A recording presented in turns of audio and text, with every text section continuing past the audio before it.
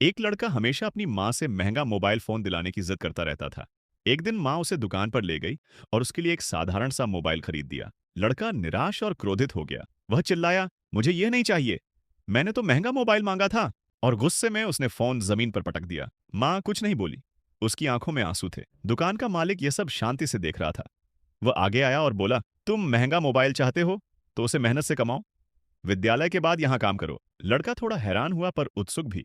उसने पूछा, अगर मैं काम करूं तो क्या सच में मैं उसे खरीद सकता हूं? दुकानदार ने उत्तर दिया, हाँ, एक दिन में एक कदम। अगले दिन लड़का काम पर आ गया।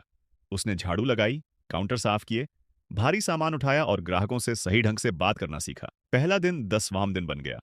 उसके हाथ थक गए थे, लेकिन उसका मन अब शांत था और उसका चेहरा पहले से अधिक समझदार लगने लगा। महीने के अंत में दुकानदार ने उसे उसकी मजदूरी दी और कहा, तुमने अच्छा काम किया, अब तुम चुन सकते हो। लड़का अलमारी की ओर गया और महंगा मोबाइल उठा लिया। उसने उसे ऐसे पकड़ा जैसे कोई अनमोल खजाना हो। तभी अचानक दुकानदार ने वह मोबाइल लिया और उसे जमीन पर पटक दिया।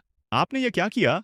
लड़का रो पड़ा। यह मेरी मेहनत का फल था। दुकानदार ने उसकी आंखों में देखकर कहा, जो दर्द तुम अभी महसूस कर रहे हो, वही दर्द तुम्हारी माँ ने महसूस किया था जब तुमने उसके प्रेम से दिए हुए फोन को तोड़ा था। चारों ओर सन्नाटा छा गया। फिर दुकानदार ने उसकी माँ को बुलाया। जब माँ आई, लड़का धीरे धीरे आगे बढ़ा।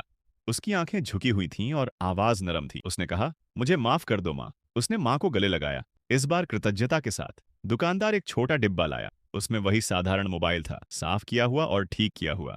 उसने मोबाइल लड़के के हाथ में रखते हुए कहा, यह वही फोन है जो तुम्हारी माँ ने प्रेम से तुम्हारे लिए खरीदा था, और यह रही तुम्हारी पूरी मजदूरी।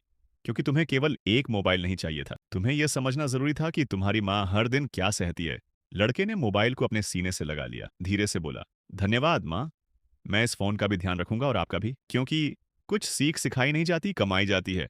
और कुछ उपहार खरीदे नहीं जाते, वे प्रेम और समझ से बनते हैं।